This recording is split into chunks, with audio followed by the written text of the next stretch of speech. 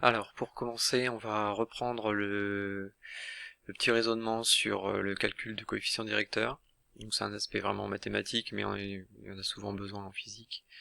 Alors pour ça, un petit exemple. Une voiture qui se déplace sur un axe X en fonction du temps, et on a relevé la position de la voiture en fait sur une droite bleue, et donc on a des graduations en mètres et en secondes. On s'aperçoit que on commence à 2 mètres, point de départ 0 secondes, et ensuite la distance parcourue augmente. Si on veut calculer le coefficient directeur, on peut placer 2 points sur la droite, souvent les points A et B, et on va faire l'écart qu'il y a entre la variation de l'ordonnée. On fait la soustraction donc de l'ordonnée du point B moins celle du point A, et on divise par la variation de l'abscisse correspondante, donc TB moins TA ici. Si on fait le calcul, on trouve 4 moins 2 divisé par 4 moins 0 égale 0,5. Et on divise en fait des mètres, c'est-à-dire l'ordonnée, par l'abscisse, c'est-à-dire des secondes, et donc on a bien une vitesse, 0,5 mètres par seconde. Donc ça correspondrait à la vitesse moyenne de la voiture sur ce déplacement.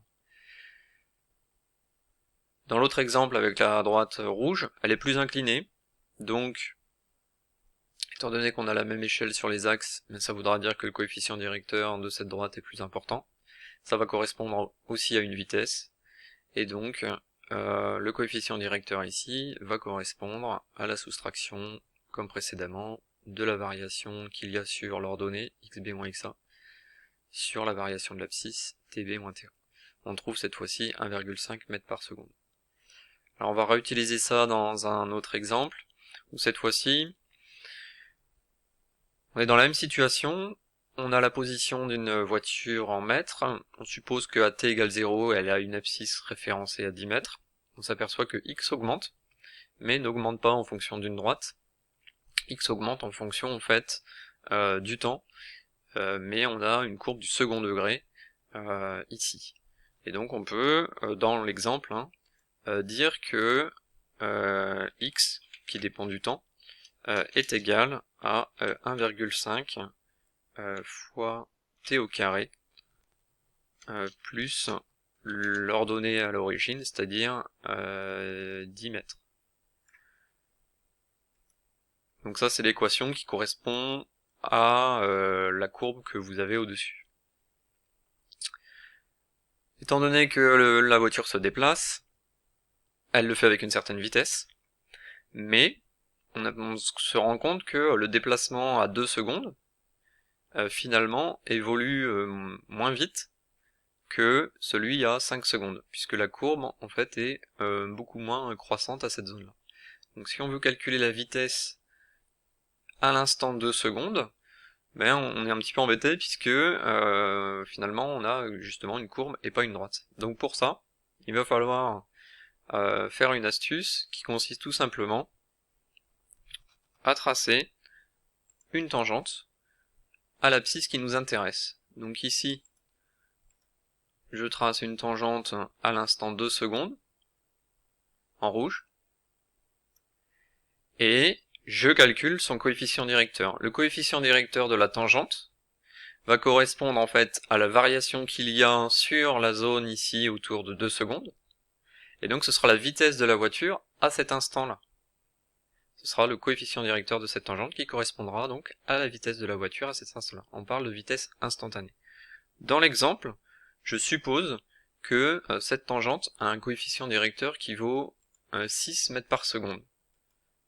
Donc, cette valeur 6, en fait, je la mets ici, et je mets un point rouge pour pouvoir repérer que j'ai bien une vitesse de 6 mètres par seconde à l'instant 2 secondes. Je vais faire la même chose pour l'instant 5 secondes. Pour me repérer un petit peu, je trace une tangente, mais en bleu cette fois-ci. On s'aperçoit que la tangente bleue est beaucoup plus inclinée que la rouge. On a une valeur beaucoup plus grande. Dans l'exemple, je prends une valeur de 15 mètres par seconde. Cette valeur, évidemment, je vais la reporter comme l'autre. Je le fais en bleu.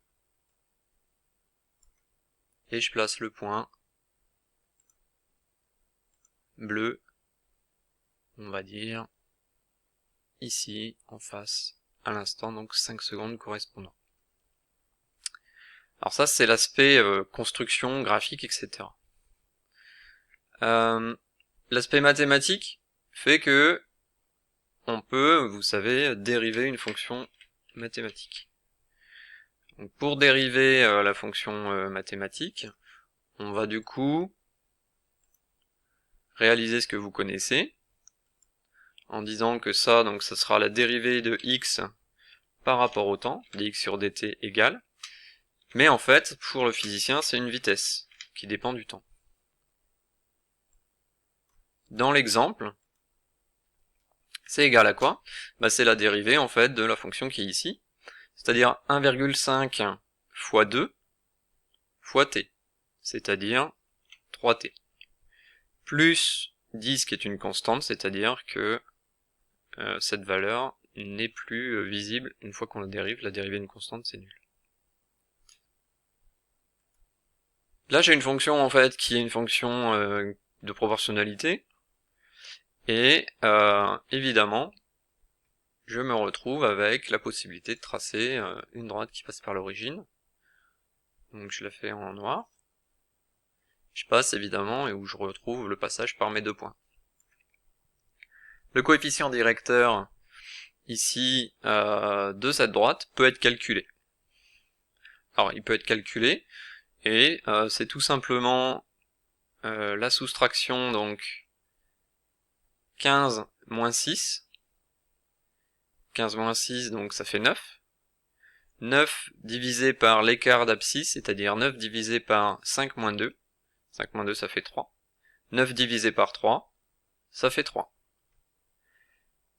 La variation de la vitesse au cours du temps, c'est donc de 3 mètres par seconde, puisque ici j'ai l'ordonnée 3 mètres par seconde, divisé par l'unité de l'abscisse des secondes. C'est donc 3 mètres par seconde par seconde. Ça veut dire quoi? Ça veut dire qu'à chaque seconde, la vitesse augmente de 3 mètres par seconde. Donc là, on constate ici, 0 seconde, je me place à 1 seconde, 1 seconde, 3 mètres par seconde, à 2 secondes, 3 mètres par seconde supplémentaires, à 3 secondes, 9 mètres par seconde, à 4 secondes, 12 mètres par seconde, 5 secondes, 15 mètres par seconde. Et donc cette valeur de 3 mètres par seconde, c'est ce qu'on appelle l'accélération. Où l'accélération, c'est donc des mètres par seconde par seconde. Donc ici, on a trouvé effectivement 3 pour la valeur de l'accélération. On constate que comme ici on a une droite, si on calcule le coefficient directeur de cette droite, évidemment on trouve 3 tout le temps. Donc on a une constante pour l'accélération.